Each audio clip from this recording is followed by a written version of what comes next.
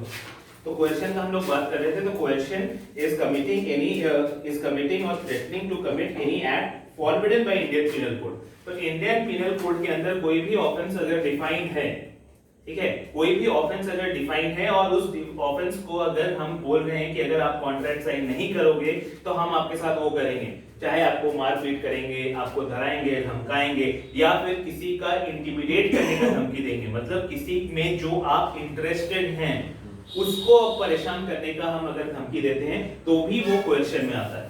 ठीक है, तो यहाँ पे अगर इंडिया और यूके का लॉ में डिफरेंस देखोगे तो इंडिया में बोलता है कि person who is entering into a contract, जो एंटर कॉन्ट्रैक्ट कर रहा है, मतलब समझो अगर हर्षित के साथ कॉन्ट्रैक्ट हो रहा है तो हर्षित को अगर हम नुकसान पहुंचाने का बात करते हैं तभी यूके में लागू होगा कोएर्शन।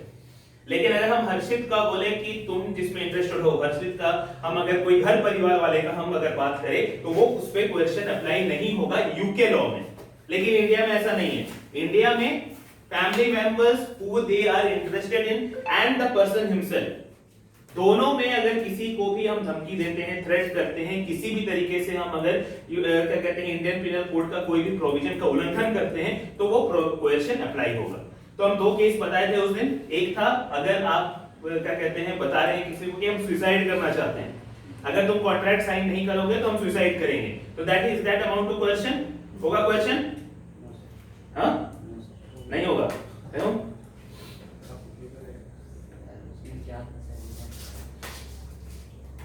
क्यों नहीं होगा कोएर्शन? नहीं सर, कोएर्शन तो नहीं सर। नहीं है, हम धमकी नहीं दे रहे हैं। भुला गया खाली। तो हाँ सर, है सर, है। दो चीज बताए थे इंडियन जब इंडियन कॉन्ट्रैक्ट एक्ट पढ़ा रहे थे तो तुमको बताए थे अटेम्प्ट टू सुसाइड 306 में दैट इज एन ऑफेंस, और कल बताए थे article section 303 Indian penal code जो कि जेल में होता है उसको अनकॉन्स्टिट्यूशनल बोला गया है। ठीक है, तो 306 का हम लोग जब बात कर रहे हैं तो आईपीसी में जो अटेम्प्ट टू सुसाइड है वो पनिशेबल है। ठीक है, तो अटेम्प्ट टू सुसाइड अगर हम बोल रहे हैं किसी को कि हम आप कॉन्ट्रैक्ट साइन नहीं करोगे तो हम सुसाइड कर लेंगे, दैट अमाउंट्स टू कोएर्शन। अब दूसरा हम बताए थे कि अगर कोई बोला है कि हम आपको कोर्ट में देख लेंगे, threat to sue, threat to sue, क्या थ्रेट टू सू कोएर्शन होगा? नहीं होगा, क्योंकि that is the legal remedy available. तो लीगल रेमेडी अगर वही अवेलेबल है तो वो आपका क्या कहते हैं कभी भी आपका कोएर्शन में नहीं आएगा। इसके अलावा दो तीन चीज और देखिएगा कि जिस कोएर्शन में नहीं आता है वो है आपका स्टैट्यूटरी कंपल्शन। स्टैट्यूटरी कंपल्शन मतलब स्टैट्यूटरी कंपल्शन बता सकते हैं क्या होता है? बोलो। जब मतलब one is forced to do something by the one is forced to do और one is compelled to do और one is bound to legally bound to do। आपके घर में इलेक्ट्रिसिटी आता है, इलेक्ट्रिसिटी आता है और इलेक्ट्रिसिटी में आप क्या कहते हैं आप यूज करते हैं, तो इलेक्ट्रिसिटी आप यूज करते हैं मतलब कि आपको उसका बिल भुगतान करना है। इलेक्ट्रिसिटी एक्ट में वही बोलता है कि इलेक्ट्रिसिटी कनेक्शन आप लिए हैं तो आपको उसका भुगतान करना है। मान लीजिए कि आप उसका भुगतान नहीं करते हैं तो आपका इलेक्ट्रिसिटी काट दिया जाएगा, then that is a compulsion thing कि आपको क्या कहते हैं अब वो काट देना, इलेक्ट्रिसिटी कनेक्शन काट देना। आप बोल सकते हैं कि हमारा कॉन्ट्रैक्ट का वायलेशन है, कोएर्शन है कि हम काट देंगे। अगर कोई इलेक्ट्रिसिटी वाला बोला कि आप अगर नहीं पे कीजिएगा इतना दिन में आपका क्या कहते हैं इलेक्ट्रिसिटी काट दिया जाएगा, तो अगर हम किसी को ये चीज बोले will it amount to coercion? It will be a statutory compulsion कि हम आप अगर बिल नहीं पे कीजिएगा तो आपका कनेक्शन काट दिया जाएगा। यहाँ पे कनेक्शन काटना पड़ता है, बहुत जगह महाशहर में आ गया है कि आपका प्रीपेड आ गया है, प्रीपेड आ गया है मतलब अब जैसे टाटा स्काई का हम लोग रिचार्ज करते हैं इतना दिन चलेगा इसके बाद अपने आप बंद हो जाएगा, वो फिर आप क्या कहते हैं रिचार्ज कर दीजिए तो अपना अपना चलने लगेगा। इलेक्ट्रिसिटी का भी आ गया है, वो ऐसे ही दिखाएगा कि आप इलेक्ट्रिसिटी का क्या कहते हैं रिचार्ज करना है नहीं तो वो खत्म हो जाएगा। देन दैट इज आल्सो अब वो काटने वाला सिस्टम खत्म हो गया, कंपेल करने का किसी को थ्रेट करने का समय ही चला गया, वो अपने आप कट जाएगा। आप प्रीपेड कीजिए आपका आएगा, दूसरा घर में लाइट जलेगा, दूसरा लाइट घर में लाइट नहीं जलेगा, वो सिस्टम आ गया है। ठीक है, तो अगर कोई स्टैट्यूटरी कंपल्शन है तो नहीं होगा। Threat to strike, threat to strike अब देखते हैं कि हम लोग कभी भी जब हम लोग लेबर लॉ पढ़ते हैं या फिर हम लोग ऐसे न्यूज़पेपर में देखते हैं कि अगर कोई वर्कमैन है, कोई वर्क फोर्स है, लोग स्ट्राइक कर रहा है। स्ट्राइक किस लिए? हमारी मांगे पूरी करो, हमारी मांगे पूरी करो में अगर वो बोल रहा है तो वो एक तरह से तो थ्रेट कर रहा है ना कि अगर आप नहीं कीजिएगा तो हम स्ट्राइक पे चले जाएंगे। ठीक है, अब जब कॉन्स्टिट्यूशन हम लोग पढ़ेंगे, कॉन्स्टिट्यूशन में हमारा फंडामेंटल राइट है right to strike, fundamental right है राइट टू स्ट्राइक, ठीक है। 19(1)(g) के अंदर आप देखोगे कि राइट टू स्ट्राइक जो है हमारा फंडामेंटल राइट है, मतलब कि हम किसी भी चीज का प्रोटेस्ट कर सकते हैं, भले वो चीज को माना गया नहीं माना गया अलग चीज है। इसीलिए आप देखोगे कि जो फार्मर्स का प्रोटेस्ट भी चल रहा था इतना दिन उसको उठा के जेल नहीं बंद नहीं किया, क्योंकि वो फंडामेंटल राइट का वायलेशन नहीं कर रहे थे, थोड़ा वायलेशन ये कर रहे थे कि रास्ता रोके हुए थे, लेकिन रास्ता का भी आधा उन लोगों ने छोड़ दिया मूवमेंट के लिए, लेकिन वो वहां पे बैठे रहे, तो वहां पे उनका फंडामेंटल राइट था कि वो प्रोटेस्ट कर सकते थे, ठीक है। जो इंडिपेंडेंस डे में घुस के वो ट्रैक्टर चलाए, ट्रैक्टर रैली हुआ, वो सब गलत हुआ, लेकिन we have the fundamental right to protest, ठीक है। तो प्रोटेस्ट यहाँ पे हम कर सकते हैं। राइट टू स्ट्राइक भी होता है, तो अगर हम किसी भी नेगोशिएट कर रहे हैं किसी भी कंपनी से कि हमारा सैलरी बढ़ा दिया जाए, तो वहां पे अगर हम प्रोटेस्ट कर रहे हैं, बिना हाल में देखिए ही होगा, हर कभी ना कभी बैठा ही रहता है कोई ना कोई वीसी ऑफिस के बाहर, गेट के बाहर, वो प्रोटेस्ट कर रहा है, स्ट्राइक कर रहा है, and that is fundamentally allowed. तो अगर कोई राइट टू स्ट्राइक भी में भी जा रहा है तो आपको वो चीज अलाउड है। कॉन्ट्रैक्ट में हम बोल देंगे कि हम स्ट्राइक पे जा रहे हैं, तो वो कोएक्शन नहीं होगा, ठीक है, कोएक्शन में नहीं आएगा। इसके बाद आता है रिडीम करना कोई मॉर्गेज। मॉर्गेज क्या होता है? गिरवी रखते हैं, जो गिरवी रखते हैं। अगर समझो कि गिरवी हम किसके लिए रखते हैं, बैंक से हम लोन लिए उसके बदले में हम क्या देते हैं, कुछ भी ऐसा चीज जो कि वैल्यूएबल हो, चाहे अपना क्या कहते हैं जमीन का कागज हो, घर का हो, सेल डीड हो, कुछ भी हो, हम लोग उसको गिरवी रखते हैं as what we have taken the money for. अगर हम लोग पैसा वापस नहीं लिए तो क्या वो बोल सकता है कि हम ये चीज वापस नहीं करेंगे? बोल सकता है, बिकॉज उसके एवज में ही ना आपको लोन मिला है, और अगर आप उसको पैसा वापस नहीं दीजिएगा तो इंटरेस्ट के साथ आपका वो चीज को वो ऑक्शन करके वो मनी को रिकवर कर सकता है, and that will not amount to coercion, because that is again statutory compulsion जो हम लोग बात किए थे वो ही हो जाएगा वहां पे, क्योंकि that is a right.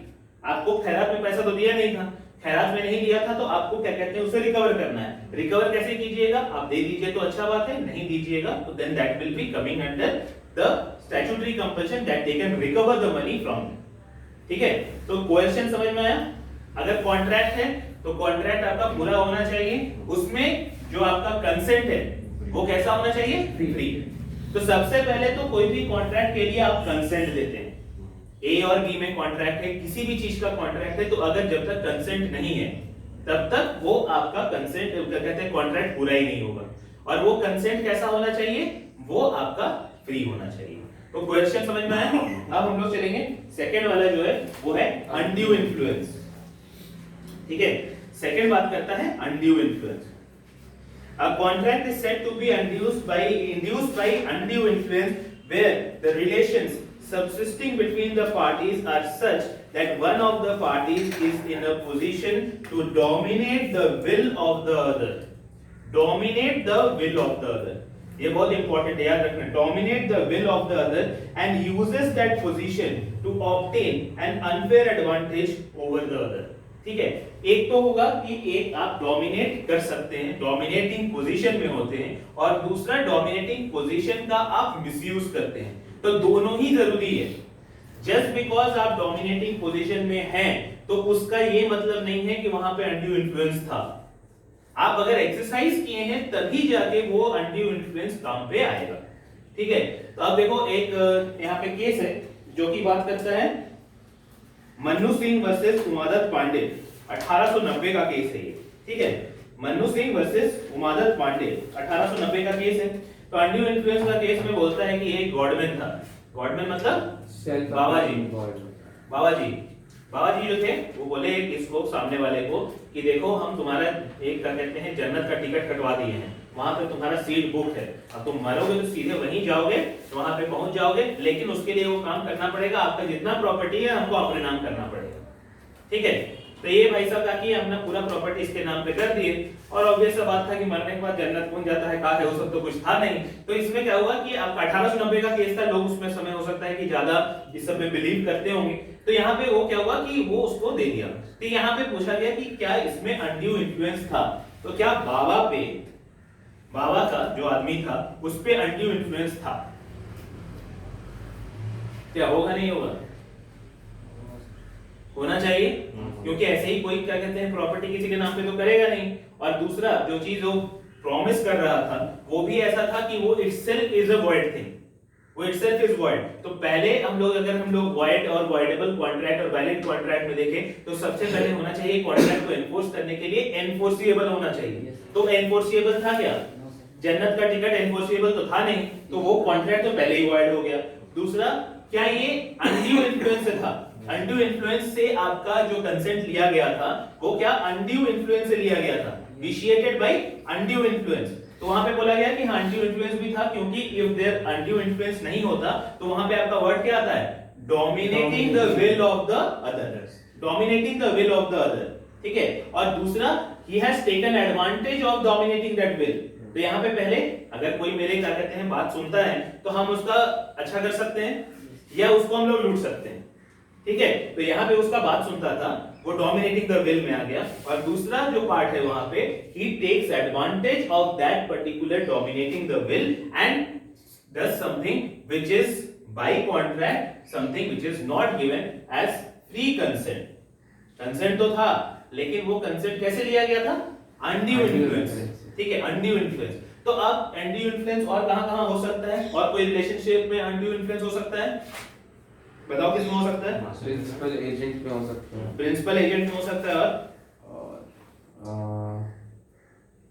Employer employee में हो सकता है, एम्प्लॉयर एम्प्लॉई में हो सकता है, सॉलिसिटर क्लाइंट में हो सकता है, डॉक्टर क्लाइंट में हो सकता है, पेरेंट चाइल्ड में भी हो सकता है, ठीक है, ट्रस्टी एंड बेनिफिशियरी भी हो सकता है, ठीक है। तो ये सब जो आपका रिलेशन है, ये रिलेशनशिप में बोलता है कि अनड्यू इन्फ्लुएंस हो सकता है। दो जो यहाँ पे हम लोग बात किए पेरेंट एंड चाइल्ड, जो आपको सुनने में सोच सकते होंगे, आप सोच रहे होंगे कि पेरेंट एंड चाइल्ड में क्यों फंडामेंटल क्या कहते हैं अनड्यू इन्फ्लुएंस हो सकता है। तो यहाँ पे हो सकता है नहीं हो सकता है?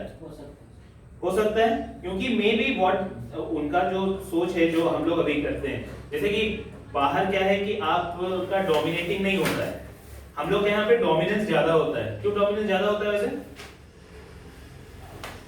डोमिनेंस ज्यादा क्यों होता है? माँ बाप का डोमिनेंस इतना ज्यादा क्यों होता है?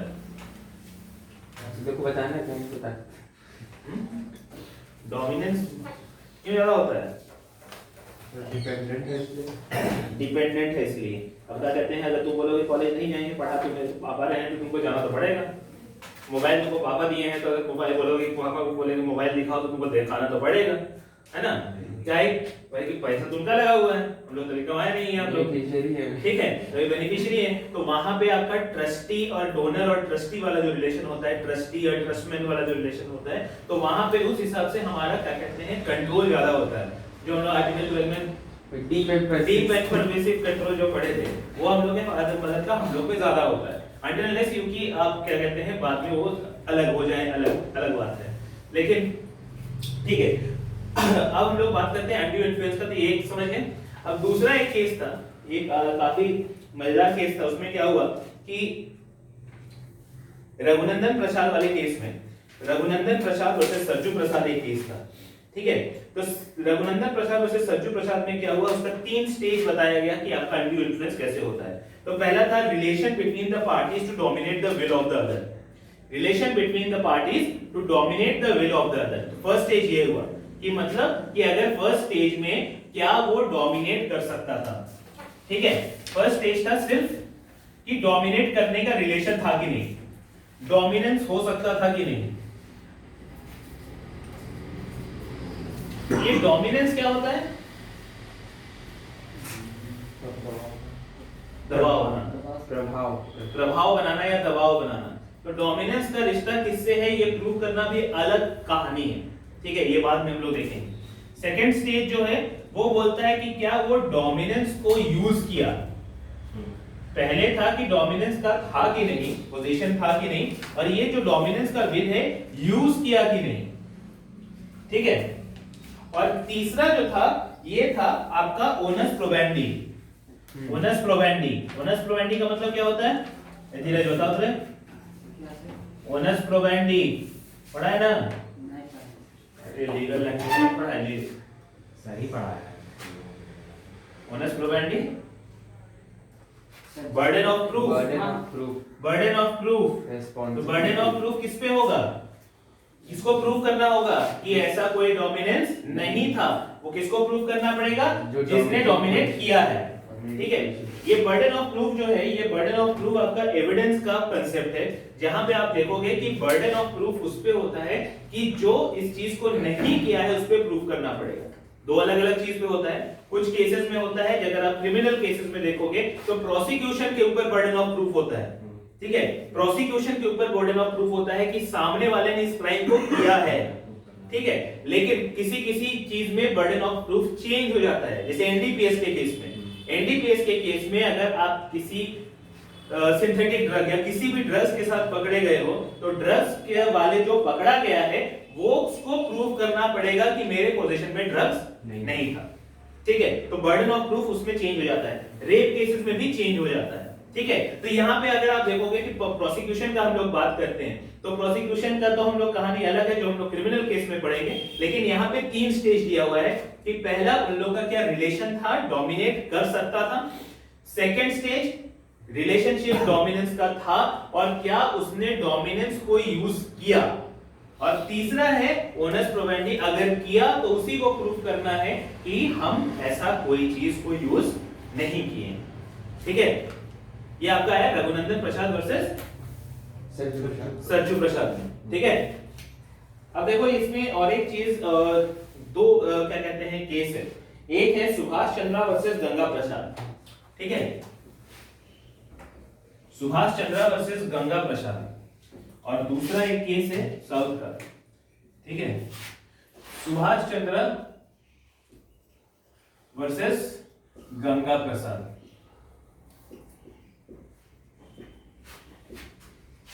और दूसरा एक केस है लक्ष्मी अम्बा वर्सेस तेलंगाना भट्टा, ऐसा नाम लिखता है लक्ष्मी अम्मा वर्सेस, हम लोग शॉर्ट में इसको भट्टा ही मानते हैं, ठीक है। अब ये वाला केस में क्या था कि इसका एक, ये जो सुभाष चंद्र था, ये एक ग्रैंडफादर था, उसका 2 बेटा था, एक बेटी थी। तो ये यहाँ पे ए बी सी, और ये जो था ये क्या कहते हैं, सुभाष चंद्र जो था इसका ग्रैंडसन था, मतलब इसका ग्रैंडसन था, ठीक है। और ये जो था क्या कहते हैं, ये था आपका गंगा प्रसाद, इस गंगा प्रसाद था, ठीक है। ऑब्वियसली विल को लेके उसका था, क्या किया था कि उसका एक प्रॉपर्टी था, प्रॉपर्टी उसको दे दिया था, उसको क्या कहते हैं फुल एंड फाइनल सेटलमेंट कर दिया था सुभाष चंद्र के नाम पे, ठीक है। तो ये सुभाष चंद्र के नाम पे आ गया था, ठीक है। तो सुभाष चंद्र गया, क्या कहते हैं, इन लोगों ने केस किया, हाई कोर्ट में केस किया। हाई कोर्ट में क्या हुआ, हाई कोर्ट ने बोला कि यहाँ पे अनड्यू इन्फ्लुएंस था at the time of giving the property, ठीक है। क्योंकि ये ग्रैंडसन था, उसका ग्रैंडफादर जो था उसका उम्र हो गया था, और उम्र हो जाने के कारण वो अनड्यू इन्फ्लुएंस में आके सुभाष चंद्र को सारा प्रॉपर्टी दे दिए थे, ठीक है।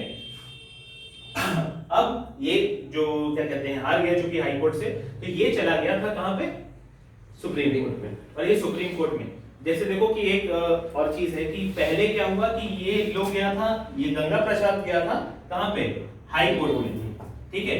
तो प्लेंटिफ कौन था, गंगा प्रसाद, ये प्लेंटिफ था, ये यहाँ पे इसके फेवर में आ गया, ठीक है, इसके फेवर में आ गया, ठीक है। तो ये अब क्या कहते हैं, ये तो सुप्रीम कोर्ट जाएगा नहीं क्योंकि इसके फेवर में आ गया। सुप्रीम कोर्ट में कौन गया, सुभाष चंद्र। सुभाष चंद्र अगर सुप्रीम कोर्ट में गया तो प्लेंटिफ कौन बन गया, सुभाष चंद्र। तो ये ध्यान में रखना, बहुत बार प्रैक्टिस में ये क्या कंफ्यूजन होगा कि प्लेंटिफ और डिफेंडेंट वाला कंफ्यूजन होगा, तो ध्यान में रखना कि कहां पे कौन प्लेंटिफ है, कौन कहां पे डिफेंडेंट है, ठीक है। समझ में आ रहा है तुमको। प्लेंटिफ अगर जो भी अगर हारा, जो हारेगा वही अगला कोर्ट में जाएगा ना, अपील में। जो जीत गया वो तो जाएगा नहीं, जा सकता है लेकिन जनरली जाता नहीं है। और अगर बहुत लालची आदमी होगा तो जाएगा कि यहाँ से 20,000 कंपनसेशन मिला, वहां पे 2 लाख मिल जाएगा, वहां पता चला कि 20,000 छीन लिया, मतलब कितने तो मिलने नहीं चाहिए, ऐसा भी हुआ है, ठीक है। तो ऐसा लालची नहीं होना चाहिए। तो यहाँ पे आपका गंगा प्रसाद जो था, यहाँ पे हाई कोर्ट में ये प्लेंटिफ था, लेकिन उसके बाद जब सुप्रीम कोर्ट गया तो सुभाष चंद्र यहाँ पे प्लेंटिफ हो गया। तो हम लोग यहाँ पे सुभाष चंद्र इसलिए लिखे हैं क्योंकि ये सुप्रीम कोर्ट का केस है, ठीक है। तो सुप्रीम कोर्ट में क्या हुआ, तो सुभाष चंद्र जब गया तो वो बोला कि देखिए ये जब केस हुआ था जब केस अराइज हुआ था तब ये जो ग्रैंडफादर थे इनका मरे हुए 4 साल हो चुका था और ये सेटलमेंट हुए 8 साल हो चुका था। मतलब कि ये जो सेटलमेंट हुआ था सुभाष चंद्र के फेवर में इन प्रेजेंस ऑफ इन तीनों के प्रेजेंस में ही हुआ था, दो भाई और इसके बहन के प्रेजेंस में ही हुआ था।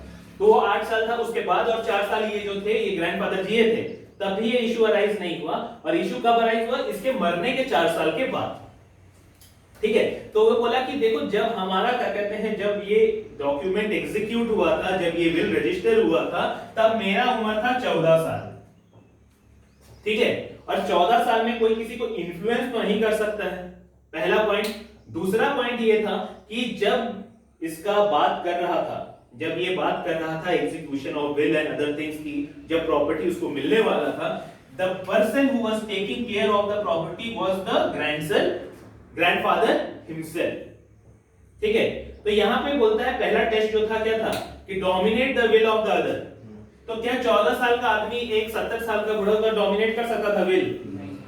Who is taking of care of the father of the property, who is well into his mental state is good, मतलब कि दिमागी हालत उसका ठीक है, कोई उसको प्रॉब्लम नहीं है, दिमागी हालत ठीक है, कोई किसी को मतलब कि जो भी काम कर रहा है वो खुद कर सकता है। तो क्या किसी को डोमिनेट कर सकता है? नहीं कर सकता है। क्या डोमिनेटिंग पोजीशन में था? क्या डोमिनेटिंग पोजीशन में था? प्रॉपर्टी इसके पास, इसका 2 बेटा है, एक बेटी है। डोमिनेटिंग पोजीशन में अगर होता, अगर हम मान भी लिए अगर कोई डोमिनेटिंग पोजीशन में होता तो इसका बाप होता। ठीक है, बाप एग्जीक्यूटर था, बाप ने उसको हेल्प किया था देने में, लेकिन बाप ने अपने पास कुछ नहीं रखा था, सारा प्रॉपर्टी अपने बेटे को ही करवा दिया था, या करवा दिया था या बाबूजी ने, उसके दादाजी ने दे के गया था, जो भी है। अगर उसको करना ही होता, इसके ऊपर करना ही होता, तो इसको तो पता नहीं है कि भाई इसके साथ क्या रिलेशन रहेगा इसका बाद में। हम पूरा प्रॉपर्टी अपना बेटा को दे दिए, जनरली कोई देता नहीं है क्योंकि आपका पता नहीं ना आपका बेटा के साथ रिलेशन कब क्या रहेगा, आज से 10 साल बाद क्या रहेगा। आपका प्रॉपर्टी उस पर डिवॉल्व करेगा, आप अपने पास रखिए, आपका देहांत के बाद उसके ऊपर भी डिवॉल्व करेगा। तो प्रॉपर्टी को ट्रांसफर कर देना नहीं किया जाता है, क्योंकि आप एंजॉय कीजिए अपना लाइफ टाइम में, उसके बाद तो आपका जो डिवॉल्व होगा वो तो आपके पास, आपका बेटा के पास जाएगा ही। तो यहाँ पे बोला गया कि 14 साल का था तो डोमिनेट नहीं कर सकता था, विल तो डोमिनेट नहीं कर सकता था, डोमिनेंट पोजीशन में भी नहीं था। तीसरा क्या बोलता है, किसके ऊपर होता है? बर्डन ऑफ प्रूफ किस पे था? इसी पे था।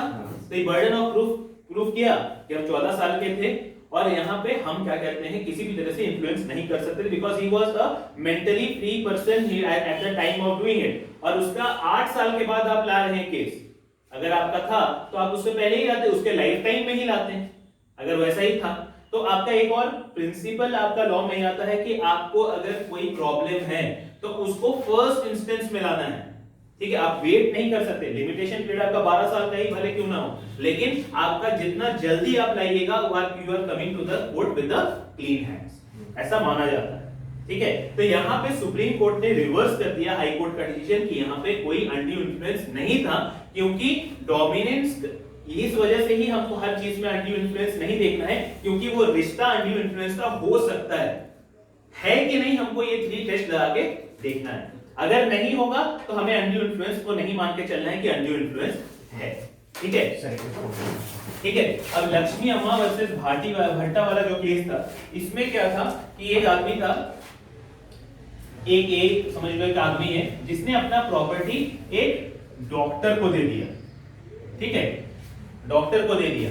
ठीक है, ये डॉक्टर क्या था, उसका ट्रीटमेंट कर रहा था।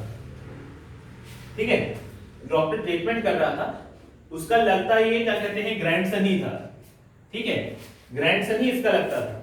अब ये इसको लेके गया, हॉस्पिटल में लेके गया, और जिस समय एग्जीक्यूट हुआ, मतलब ये हॉस्पिटल में था 11 से 18 दिसंबर तक था, और जो इसका एग्जीक्यूशन हुआ था विल का वो था 16 दिसंबर को।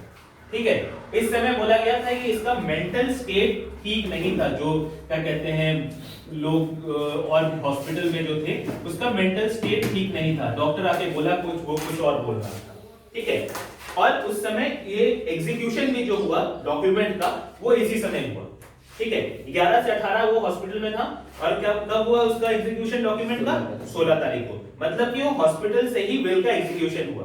किसके फेवर में? डॉक्टर के फेवर में। ठीक है, अच्छा, उसमें एक और चीज लिखाया उसमें एक और चीज दिखाया। तो हम आपको बोले थे ना वर्डिंग्स बहुत इंपॉर्टेंट होता है कॉन्ट्रैक्ट में, तो यहाँ पे वर्डिंग में लिखाया हम अपना प्रॉपर्टी अपना स्वेच्छा से डॉक्टर को दे रहे हैं और किसी भी समय बाद में at any point of time I will have no interest in the property, I will have no interest in the property and I will not bring any suit in that behalf or change my mind with regard to the distribution of the property or the dissolution of the property. This is the wording. Now, अगर कोई भी अपना स्वेच्छा से भी अपना property दे रहा होगा, why would that use that particular of wording? नहीं ना करेगा। ये तो वैसे ही हो गया कि इंदिरा गांधी वर्सेस राजनारायण में जैसे यूज किया गया था कि अगर कोई प्रधानमंत्री बन गया तो उसका जब तक रहेगा तब तक कोई उसको हटा नहीं सकता है, वही ना बात हो गया। तो ये बोला कि ये अपने आप को भी अलग कर ली, ये जो आदमी था वो अपने आप दूसरे को प्रॉपर्टी जो दे दिए, तो अभी हम बताए ना कि अपना प्रॉपर्टी आप अपने पास रखते हैं, अपने बाद किसी को डिवॉल्व करते हैं कि मेरा लाइफ टाइम के बाद हम अपना जो प्रॉपर्टी है इसको देना चाहते हैं, यही ना होता है। ये अपने आप को भी डिवॉल्व कर दिए कि नहीं हम आज से ही दे दिए, हमको अपना प्रॉपर्टी में कोई इंटरेस्ट नहीं है और ये प्रॉपर्टी ले जाओ, ठीक है। तो यहाँ पे एंटी इन्फ्लुएंस होगा। पहला चीज कि डॉक्टर जो था, क्या वो डॉक्टर जो ग्रैंडसन भी था उसका, क्या वो डोमिनेट कर सकता है विल उसका? तो यहाँ पे कर रहा था, उसको हॉस्पिटल वही लेके गया था, हॉस्पिटल वही लेके गया था, हॉस्पिटल में ट्रीटमेंट करने वाला डॉक्टर भी वही था, तो मतलब कि डोमिनेट तो कर रहा था विल। तो पहला टेस्ट पूरा हो गया। सेकंड बोला कि डोमिनेट करने का विल तो था, क्या उसने डोमिनेट किया? डोमिनेट किया ना भाई। 11 से 18 जब वो हॉस्पिटल में था और एग्जीक्यूशन आप 16 तारीख को कर रहे हैं, मतलब कि आपके इन्फ्लुएंस में ही कर रहा होगा। अगर और उसमें उसका मेंटल स्टेट किसी भी चीज को करने का नहीं था, मेंटल स्टेट नहीं था, मतलब क्या होता है कि आप अगर हॉस्पिटल में ट्रीटमेंट ले रहे हैं तो ऑब्वियसली आप विल को करने का कैपेसिटी में नहीं होंगे ना। तो सेकंड भी प्रूव हो गया। थर्ड किसके ऊपर था ओनस? डॉक्टर के ऊपर, जो कि ग्रैंडसन भी था। तो क्या वो प्रूफ कर पाया कि हमारा कोई एंटी इन्फ्लुएंस नहीं था? नहीं प्रूफ कर पाया। यहाँ पे एंटी इन्फ्लुएंस था कि नहीं था? था। तो यहाँ पे जो भी उसका कॉन्ट्रैक्ट बना, तो ये आपका क्या था? Consent was taken by undue influence. ठीक है, समझ में आया? इसमें कोई दिक्कत नहीं है।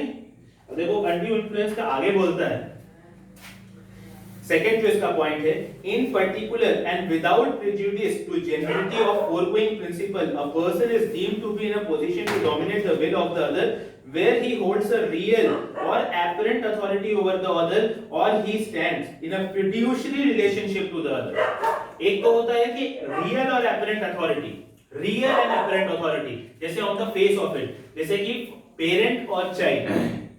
तो पेरेंट का पोजीशन हायर पे है। क्यों हायर पे है? क्योंकि आप the person is in a dominating position.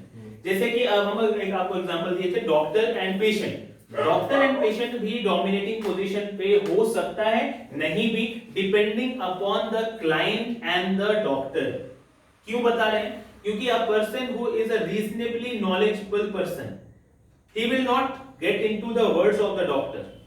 ठीक है, जैसे कि आप बहुत बार सुने होंगे कि मेडिकल में भी बहुत सारा फ्रॉड होता है, बहुत सारा फ्रॉड होता है। If you are not taking a second opinion, ये मतलब कि बहुत बार हम लोग सुने हैं कि क्या कहते हैं, कोई भी हॉस्पिटल में आप गए, आपको बोल रहे कि अरे आपका हार्ट में इतना % ब्लॉक है, आप यहां से वहां तक चल के नहीं जा सकते, and you took the operation.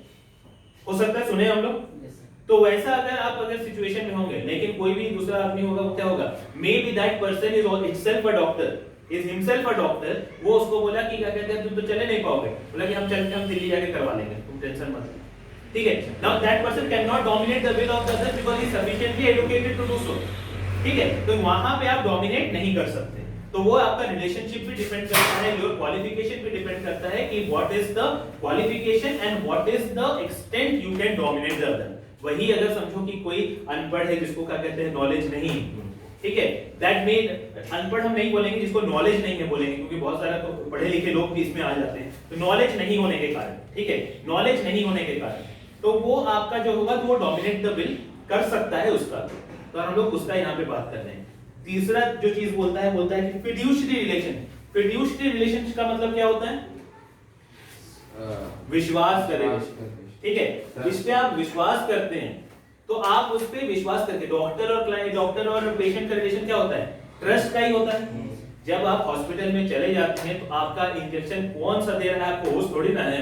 आप तो डॉक्टर के ही रहमो करम में है कि भैया जो भी दे रहा होगा ठीक ही दे रहा होगा।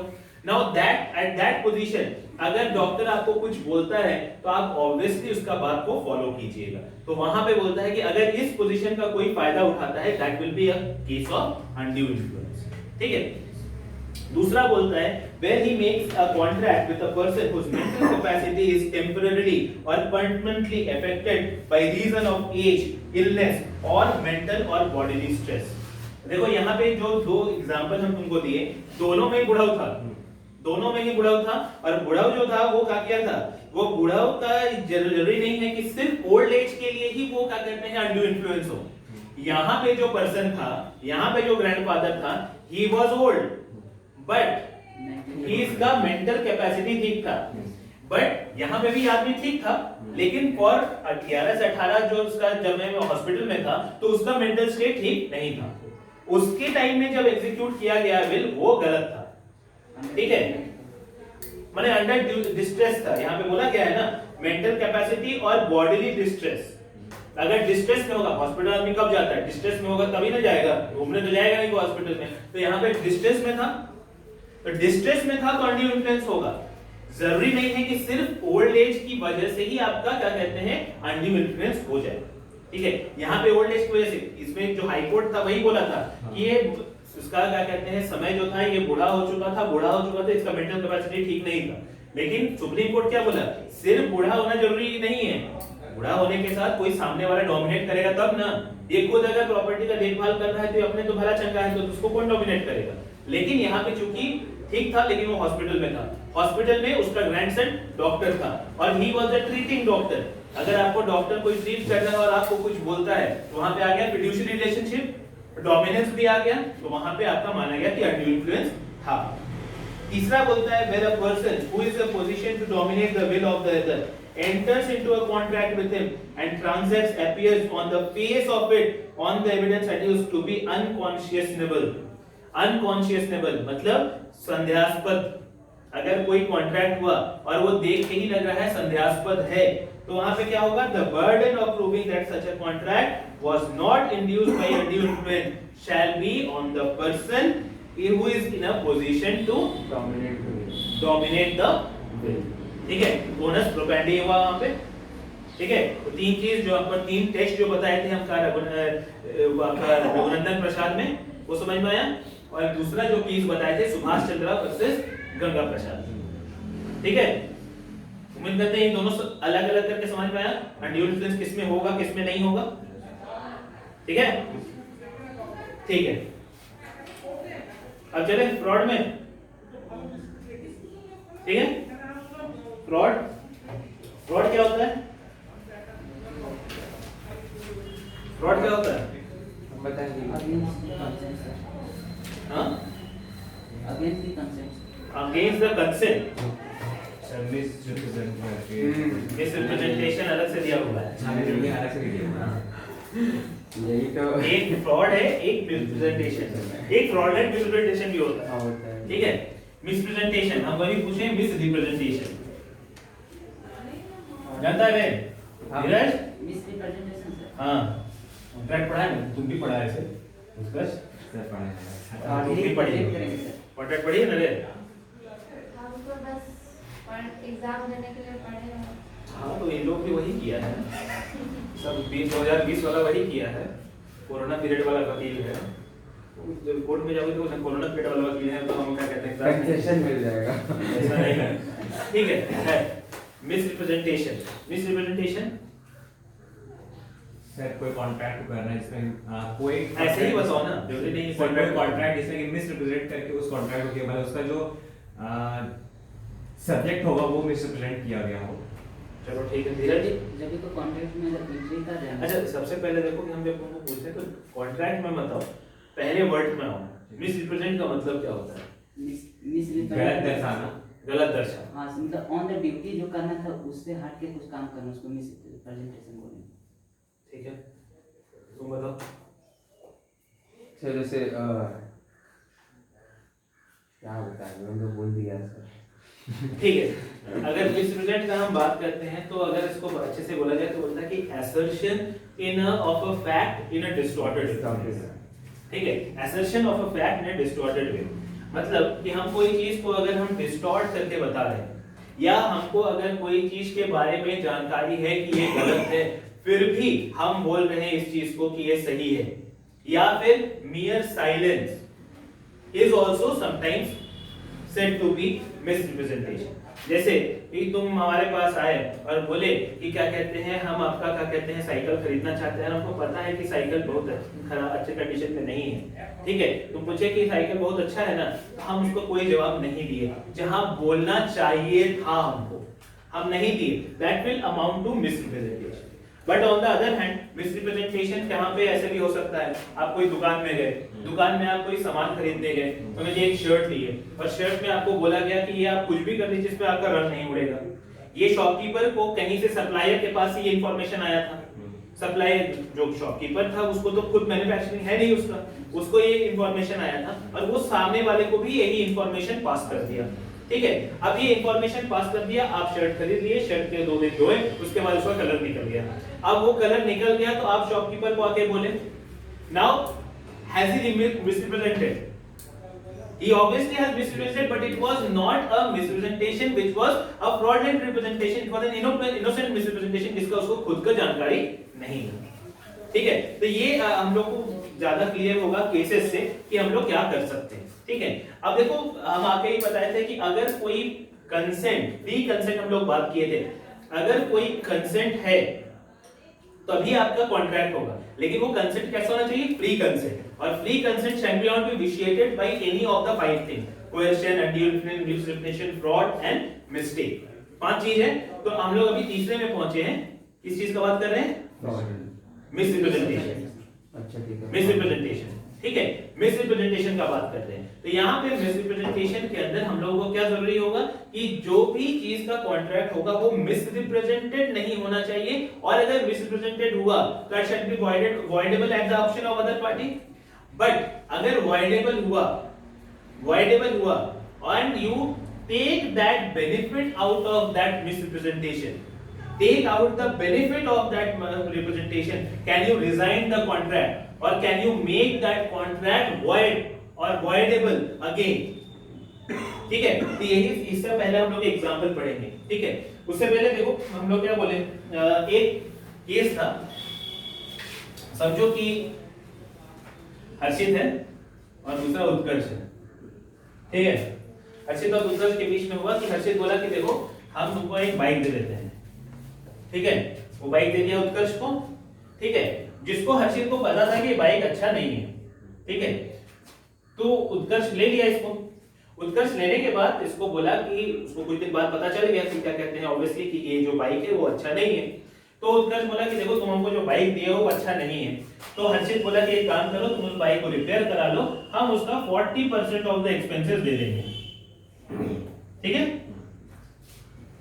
अब उत्कर्ष को यहाँ पे पता चल चुका था कि ये जो हमारा क्या कहते हैं बाइक है ये सही नहीं है, और ये he has been misrepresented by हर्षित। ठीक है, हर्षित से मिसप्रेजेंट हुआ था कि बाइक ठीक है, ऑब्वियसली इसको अच्छा ही बोल के बेचा होगा। ठीक है, तो यहाँ पे एक और वर्ड आता है इंड्यूस मतलब कि लपेटे में लेना, झांसे में लेना, लपेटे में लेना। तो इसको क्या कहते हैं, समझ लो कि किसी को बाइक का जरूरत था, उत्कर्ष को बाइक का जरूरत था, हर्षित ने बोला कि देखो मेरा बाइक बहुत अच्छा है तुम ले लो, तो इंड्यूस किया और उस इंड्यूस में उत्कर्ष फंस गया।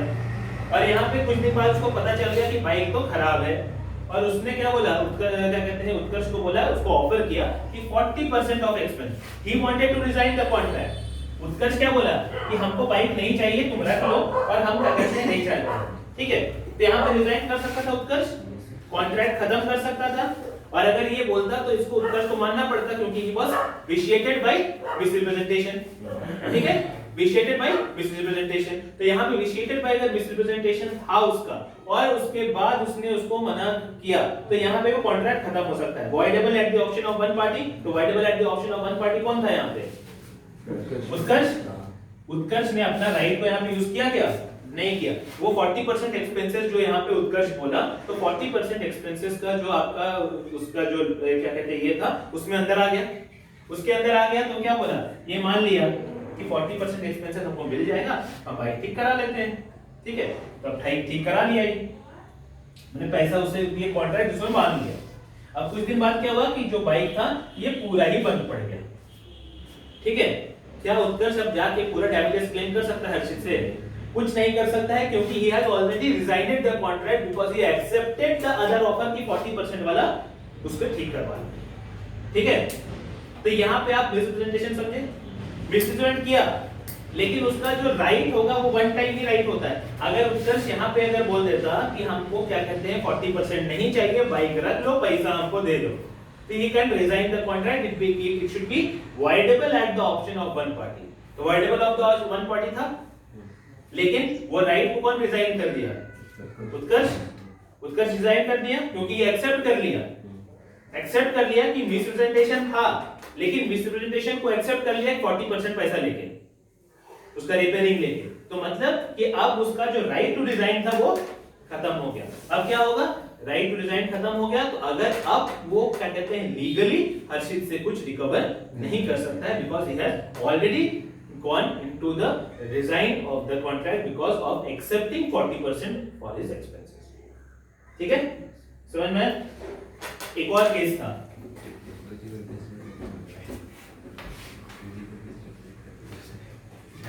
तो बाइक को खरीद रहे होगा, बाइक खरीद रहे होगा? नहीं सर उसको मुझे एग्जांपल याद नहीं। अच्छा, वो ये पर सर मिसरिप्रेजेंटेशन नहीं था, होगा कुछ सर्टेन फैक्ट्स का एसेशन था जिसमें कि आप ठीक है, ठीक है। एक और केस है डेरी वर्सेस पीक, ठीक है, डेरी वर्सेस पीक। इसमें था एक कंपनी था, ये कंपनी जो था वो क्या कहते हैं शेयर्स, क्या कहते हैं शेयर्स फ्लोट किया। एक कंपनी था वो शेयर्स फ्लोट किया, और उसमें शेयर्स में अपना क्या कहते हैं जो इसका प्रोस्पेक्टस था, उस प्रोस्पेक्टस में, अच्छा उससे पहले थोड़ा शेयर्स जानते क्या होता है? कोई भी कंपनी शेयर्स इशू करता है, प्रोस्पेक्टस क्या होता है? प्रोस्पेक्टस पता होगा इन लोगों को, फॉर्म भरा है ना कॉलेज का? हाँ सर, जो मिलता है तो हाँ, जो एक पेपर में बड़ा अच्छा पेपर मिलता है, और जितना झूठ रखा रहता है, दुनिया का जितना झूठ रखा रहता है वो प्रोस्पेक्टस में कहीं नहीं लिखा रहता है। हम लोग को नहीं मिला। तुम लोग को नहीं मिला? हम लोग का कहते हैं कॉलेज पूरा सच में विश्वास करता है प्रोस्पेक्टस से नहीं, लेकिन प्रोस्पेक्टस जितना सुंदर रहेगा उतना ज्यादा झूठ रहेगा, ये वाला याद रखना। आज नहीं, कभी भी देखना दुनिया में कि जितना प्रोस्पेक्टस, जितना ग्लॉसी पेपर होगा, जितना अच्छा पेपर होगा, उतना ज्यादा झूठ होगा, उतना कम फैसिलिटी होगा, ठीक है। तो क्या कहते हैं, आपका आईआईटी कभी प्रोस्पेक्टस नहीं निकालता है, आईआईटी अपने आप में इतना बड़ा अच्छा ब्रांड है कि तुमको खुद उसके बारे में पता है, उसको जानकारी देने की जरूरत नहीं है। लेकिन जो जानकारी देता है, देखोगे क्या कहते हैं मेरठ का यूनिवर्सिटी, एक वो क्या कहते हैं नोएडा का यूनिवर्सिटी, नमन विद्या बहुत कहा था। नमन विद्या, चलो नमन विद्या में हम लोग कमेंट नहीं करेंगे, काहे कि नमन विद्या में इसलिए नहीं करेंगे काहे कि पढ़ाई लिखाई पहले तो अच्छा हुआ करता था, अभी का हमको नहीं पता, क्योंकि एक आध बार जेवर से ज्यादा टॉपर वहां से दिखा हुआ है, ठीक है। तो कभी ना कभी उसमें पढ़ाई काफी अच्छा हुआ करता था, अब नहीं है, क्योंकि जो उसका मालिक था वो बाहर चला गया, डिसाइडिंग इन दिल्ली, तो अब वो नहीं है, लेकिन तभी पैसा तो बहुत ज्यादा लेता है। तो प्रोस्पेक्टस वही होता है कि हम अपने बारे में अपना व्याख्या करते हैं, अच्छा बुरा, बहुत भला, कुछ भी करते हैं, लेकिन भला ही करते हैं, बुरा तो करेंगे नहीं। तो प्रोस्पेक्टस इशू कर दिया। इस प्रोस्पेक्टस में उन्होंने कहा कि हम लोगों को अब लाइसेंस मिल गया है ट्राम्स एंड लाइसेंसिंग का। ट्राम्स लाइसेंसिंग मतलब कि ट्राम चलाने का हमको लाइसेंसिंग मिल गया, तो बड़ा चीज था। And it is form and it is has been bestowed upon us by an act of parliament। an act of parliament मतलब समझ रहे हैं कि अपना पार्लियामेंट द्वारा पारित किया गया है, ठीक है, पार्लियामेंट द्वारा पारित किया गया है, ठीक है। तो उसका क्या हुआ कि बहुत सारे लोगों ने उसका शेयर सब्सक्राइब कर लिया, उसको पता था कि अच्छा शेयर है, उसमें काम कर रहा है, तो अच्छा काम ही कर रहा होगा, तो उसने क्या किया, उसका शेयर को सब्सक्राइब कर लिया। बट इन रियल क्या था कि ये एक्ट ऑफ पार्लियामेंट हुआ नहीं था, और ये जो लाइसेंसिंग था ये मिला नहीं था, मिलने वाला था, और लेकिन उसने अपने प्रोस्पेक्टस में ये बखान कर दिया कि हम क्या कहते हैं मिल चुका है, ठीक है, उसमें मिल चुका है, ठीक है। एन एक्ट ऑफ पार्लियामेंट में मिल गया, और ये क्या कहते हैं, इसका सवाल ये आया कि क्या कंपनी ने यहाँ पे मिस रिप्रेजेंटेशन किया था। किया था कि नहीं किया था रे? बताओ किया था चलो लिखा क्या था? हाँ? लिखा क्या था? लिखा क्या था कि इसको क्या कहते हैं, एक्ट ऑफ पार्लियामेंट से passed by the act of parliament or formed by the act of parliament and the licensing has been approved. मिल चुका है ये मिल चुका है But one is बट हुआ नहीं, इन रियलिटी हुआ नहीं था। तो यहाँ पे उसका मिसरिप्रेजेंटेशन था। सवाल ये भी आया कि सिर्फ मिसरिप्रेजेंटेशन था या फ्रॉडलेंट मिसरिप्रेजेंटेशन था। फ्रॉडलेंट मिसरिप्रेजेंटेशन, ठीक है, क्या था वो? फ्रॉडलेंट मिसरिप्रेजेंटेशन होगा सर। Fraudulent misrepresentation. देखो कंपनी बच इसी से सकता था कि अगर वो दिखाता कि सिर्फ मिसरिप्रेजेंटेशन है। फ्रॉडलेंट अगर मिसरिप्रेजेंटेशन होता तो फ्रॉड भी आ जाता, ठीक है, फ्रॉड भी आ जाता। अगर फ्रॉडलेंट मिसरिप्रेजेंटेशन प्रूव हो जाता तो कंपनी पे लायबिलिटी पूरा होता। लेकिन इस केस में उसको माना गया कि इस मिसरिप्रेजेंटेशन था और मिसरिप्रेजेंटेशन के लिए कंपनी को जिम्मेदार भी नहीं माना गया, ठीक है। अब काहे नहीं माना गया, अंदरूनी कहानी तो हमको पता नहीं है, लेकिन मिसरिप्रेजेंटेशन नहीं माना गया। अब मिसरिप्रेजेंटेशन नहीं माने जाने का कारण क्या था? हो सकता है पैसा खिलाया हो, हो सकता है पैसा खिलाया हो, या फिर हो सकता है कि ये पूरा का पूरा अपना किस पे दे दिया हो, जो भी चीज है वो प्रोमोटर्स पे दे दिया हो। प्रोमोटर्स पे, प्रोमोटर्स कौन होते हैं? जब कंपनी फॉर्म होता है, जब कंपनी फॉर्म होता है उसमें कुछ लोग जो होते हैं उन लोग कंपनी को प्रमोट करते हैं, ठीक है, और दे आर, उसके बाद वो शेयर होल्डर्स बन जाते हैं, लेकिन प्रोमोटर्स पहले होते हैं, प्रमोट करते हैं। तो उस पे प्रोस्पेक्टस उन्हीं लोग इशू करते हैं। तो कंपनी ने उस पे डाल दिया होगा कि प्रोस्पेक्टस की प्रोमोटर्स ने हमको ऐसा कहा था कि एक्ट ऑफ पार्लियामेंट होगा, उससे पारित हो चुका है और हम लोग को लाइसेंसिंग मिल गया है। शॉपकीपर वाला एग्जांपल बताया थे ना, शॉपकीपर वाला को खुद से नहीं था, लेकिन उसको कोई और मिसरिप्रेजेंट किया था। इस केस में मिसरिप्रेजेंटेशन माना गया था, but it was not in the nature of fraudulent misrepresentation. अगर फ्रॉडलेंट मिसरिप्रेजेंटेशन होता तब वो तो फंसता, पक्का फंसता, क्योंकि यहाँ पे फ्रॉड हो जाता, क्योंकि आप जिसको आपको जानकारी नहीं है वो आप सामने वाले को जानकारी दे रहे हो, या फिर सामने वाले को फ्रॉड में क्या होता है कि अपना पोजीशन चेंज करने के लिए आप प्रेरित करते हो। तो यहाँ पे आप अपना पोजीशन प्रेरित करने के लिए तो चेंज किए थे, लेकिन it was not a fraudulent representation but it was an innocent misrepresentation. इसके लिए यहाँ पे मिसरिप्रेजेंटेशन माना गया था कि ठीक है, और वहां पे आपका कॉन्ट्रैक्ट जो भी चला था वो माना गया था कि आपका वॉइडेबल नहीं है, क्योंकि ये आपका कॉन्ट्रैक्ट सही, ठीक है। टाइम हो गया है, नहीं हुआ, चलो पढ़ो, ठीक है। फ्रॉडलेंट मिसरिप्रेजेंटेशन समझ में आ गया। Now will go for fraud. Fraud क्या होता है? सर इसमें इंटेंट टू डिसीव नहीं होता, उसमें होता है इंटेंट टू डिसीव। किसमें नहीं होता है? मिसरिप्रेजेंटेशन में इंटेंट टू डिसीव नहीं होता है, लेकिन फ्रॉड में आपका जरूर रहेगा, ठीक है। नहीं होगा तो वहां पे आपका क्या कहते हैं, वो आपका फ्रॉड नहीं माना जाएगा। तो फ्रॉड एक यहीं से आप समझ लीजिए कि आपका इंटेंशन का अगर हम लोग बात करें, इंटेंशन का अगर बात करें तो वो हायर किस में होगा, फ्रॉड में कि मिसरिप्रेजेंटेशन में? फ्रॉड में। तो फ्रॉड में आप किसी को डिसीव कर रहे हैं, डिसीव करने के लिए आप क्या कहते हैं, किसी अपना सामने वाले को पोजीशन चेंज कर रहे हैं। डिसीव याद रखिएगा वर्ड डिसीव, मतलब कि इंटेंशन से किसी को आप क्या कर रहे हैं, अपना पोजीशन को क्या कहते हैं, उसको फ्रॉड करने पर फ्रॉड कर रहे हैं, इंटेंशनली फ्रॉड कर रहे हैं। Misrepresentation may be that you did not want intentionally to do it but you somehow ended up doing it. But fraud में आपका इंटेंशन पहले से ही ये रहेगा कि आप उस पे फ्रॉड करना चाहते हैं, ठीक है। तो फ्रॉडलेंट और फ्रॉडलेंट मिसरिप्रेजेंटेशन, तो यही वाला अगर हम लेके चले तो वहां पे आपका फ्रॉडलेंट मिसरिप्रेजेंटेशन अगर होता तो कंपनी को जिम्मेदार माना जाता। यहाँ पे सिर्फ मिसरिप्रेजेंटेशन था। तो इसका एक जो हमारा फ्रॉड का जो केस है उसमें था फिलिप वर्सेस ब्रूक्स।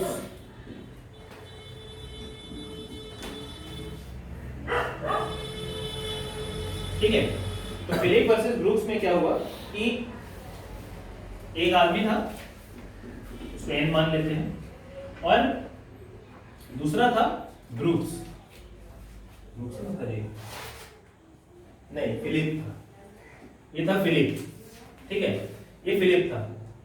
तो ये जब इसके पास एक रिंग खरीदने गया, फिलिप जो गया इसके पास एक रिंग खरीदने के लिए गया, ठीक है, और ये एन अपने आप को अपना आइडेंटिटी छुपा के बोला कि हम सर विलियम हैं, ठीक है।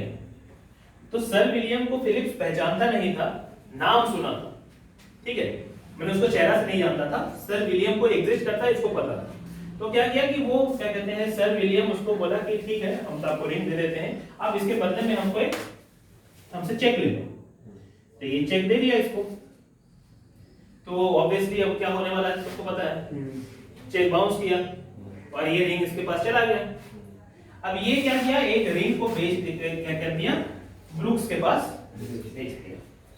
बेच दिया।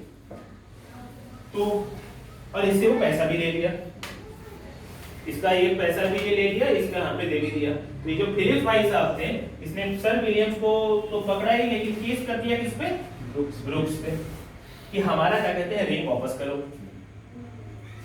तो अब रिंग वापस करो, इसको रिंग मिलेगा वापस। उसका ये कहना था कि चूंकि ये जो रिंग है, सब्जेक्ट मैटर जो है रिंग का है, यहाँ पे ये हमसे फ्रॉड से लिया, ठीक है, ये हमसे फ्रॉड किया। बात भी सही था कि फ्रॉड से तो लिया था, क्योंकि मिसरिप्रेजेंट भी किया और फ्रॉडेंट मिसरिप्रेजेंटेशन था।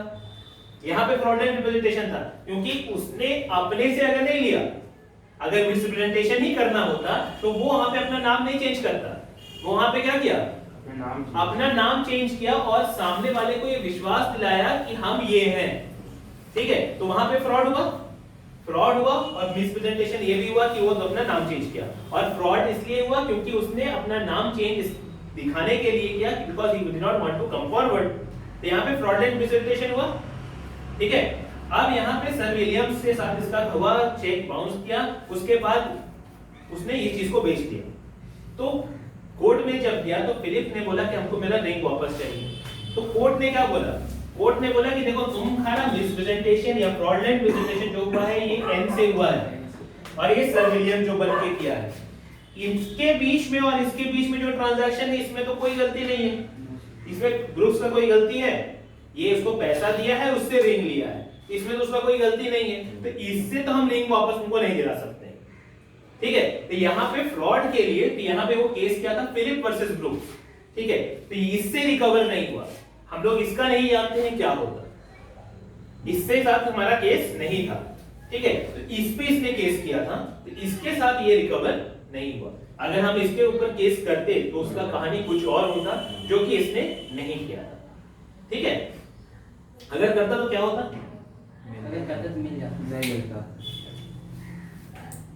क्यों मिल जाता, मिसरिप्रेजेंट करके किया है, मिसरिप्रेजेंट करके किया होता। हाँ सर, और तो उसका तुम बना रहे हो। इंटेंशन है तो डिसीव करने का, इसलिए जो रिप्रेजेंट कर रहा है अपने आप को कि सर विलियम, ठीक है, तुम बताओ काहे नहीं होता। सर इसीलिए नहीं होगा क्योंकि if he hadn't sold that ये मतलब रिंग को, तो डॉक्ट्रिन जो होता है मतलब इसके अंदर वो है कि in that specific टाइम आपको उसको वापस करना होगा, क्योंकि आप उसका वैल्यू तो उसको in terms of monetary value आप उसको कन्वर्ट कर चुके थे। तो माइनस वन ना लो, नहीं सर, तो मतलब बेच तो दिया था ना, ओनली गुड्स ना सर वापस कर सकता था, गुड्स वापस कर सकते हो। देखो दोनों पार्टली रॉन्ग। तो चीज है वो ये है कि आप जब क्या कहते हैं किसी को क्या कहते हैं रिंग दे रहे हो, इट इज वॉइडेबल। यहाँ पे जब आप किसी के साथ कॉन्ट्रैक्ट कर रहे हो, इट बिकम्स वॉइडेबल, आपके साथ करना है कि नहीं करना है। नहीं वो बेच चुका, उसके लिए बोलते हैं। हाँ, और हमको लग रहा था वो बेच चुका है। नहीं हम अभी बेचने वाले ये अच्छा, पूरा अच्छा। पार्टी मूवमेंट कर रहे ओ, हमको लगा हैं, ठीक है। वो हम बेच बस चुका ये हम यहीं तक माने थे कि क्या कहते हैं ये मिसप्रेजेंट किया, हाँ, क्या ठीक इससे है। रिकवर हो सकता है। तो देखो इसका प्रिंसिपल आपका कॉन्ट्रैक्ट में क्या है कि ये आपका मिसरिप्रेजेंट किया, ये जो मिसरिप्रेजेंट किया आपको सर विलियम्स बनके, तो इसका रिकवरी तभी तक हो सकता है जब तक कि आप कॉन्ट्रैक्ट नहीं कर रहे हैं, voidable at the option of other party. मतलब आप सोच लो, समझ लो, सर विलियम्स को देना है, उससे चेक लेना है, नहीं लेना है। एक बार आपने उसको कर दिया, मिसरिप्रेजेंटेशन से कर दिया, तो आपका क्या कहते हैं आपने पोजीशन चेंज कर लिया, ठीक है। पोजीशन चेंज करने के बाद क्या वो आप रिकवर कर सकते हैं, वो आपका सब्जेक्ट मैटर कॉन्ट्रैक्ट का नहीं रहेगा। रिकवरी कहीं पे नहीं बोलता है, वो सिर्फ बोलता है voidable at the option of one party or the contract will not be enforceable if it is vitiated by undue influence। Recovery का बात नहीं करता है कॉन्ट्रैक्ट। रिकवरी के लिए हो सकता है आपको सिविल सूट में जाना पड़े, हो सकता है किसी का सेक्शंस भी लग जाए, ठीक है। ब्रीच ऑफ कॉन्ट्रैक्ट में जाएगा तो रेमेडी लगेगा, लेकिन ब्रीच ऑफ कॉन्ट्रैक्ट होगा नहीं क्योंकि कॉन्ट्रैक्ट फॉर्म ही नहीं हुआ था। It is a voidable contract, मतलब कि ये जो फिलिप्स है ये उसको रोक सकता था, हम नहीं करेंगे। उसको अपना करने के बाद, अपना सोच विचार करने के बाद वॉइडेबल था, कोर्ट में जाता वॉइडेबल कॉन्ट्रैक्ट होता, तब इसको हो सकता है कि वापस मिल जाता, ठीक है।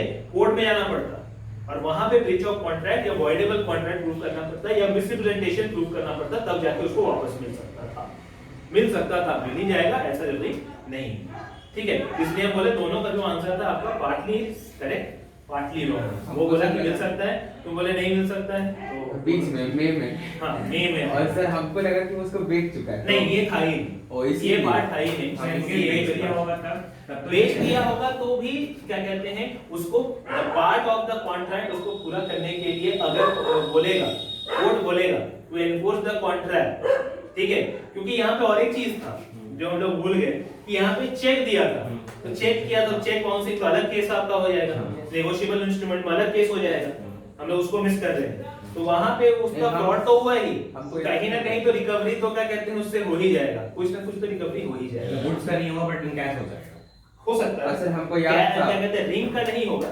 रिंग का अगर बेच दिया होगा तो नहीं हो सकता है, बट जो आपका उसका केस चेक बाउंस किया, ठीक है, चेक जो बाउंस किया जो हमारे यहाँ पे सेक्शन 138 नेगोशिएबल में आएगा, उसके लिए तो उसको क्या कहते हैं माना ही जाएगा, क्योंकि रिंग तो उसका प्रॉपर्टी था ही और उसके अवज में ट्रांजैक्शन हो तो पता ही है, तो उसके लिए आपको मिल जाएगा। हमको याद था कि कर सकते हैं, पर हम नहीं बोले। 1870 का केस है, सत्तर का केस में भी वहाँ पे भी चलता ही तो सारी सब तो चलता ही था।